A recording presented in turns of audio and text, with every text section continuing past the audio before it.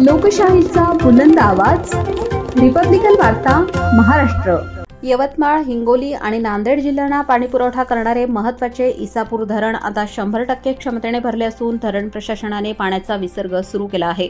तब्बल 13 वक्र दरवाजे उघडून पेनगंगा नदीपात्रात पाणी सोडण्यात येत आहे।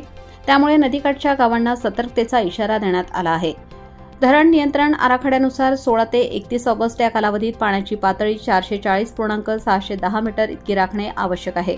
त्या अनुषंगाने 17 ऑगस्ट रोजी काही गेट कमी करून सध्या 3 गेट 1.50 मीटर व 10 गेट 1 मीटर उंचीवर चालू आहेत। याद्वारे पेनगंगा नदीपात्रात तब्बल 48,205 क्युसेसने 1,365 क्युसेस इतका पाण्याचा विसर्ग सुरू आहे। धरणाच्या पाणलोट क्षेत्रातील पाणी प्रवाहानुसार पुढील निर्णय घेतले जातील। नागरिकांना वेळोवेळी अधिकृत माहिती दिली जाईल, असे कार्यकारी अभियंता अबा जगताप यांनी स्पष्ट केले आहे। अतिवृष्टीमुळे निर्माण झालेल्या या परिस्थितीत नदीकाठच्या गावातील नागरिकांनी खबरदारी घ्यावी, सुरक्षित ठिकाणी स्थलांतराची तयारी ठेवावी आणि कोणत्याही अफवांवर विश्वास ठेवू नये, असे आवाहन प्रशासन व आपत्ती व्यवस्थापन विभागाने केले आहे।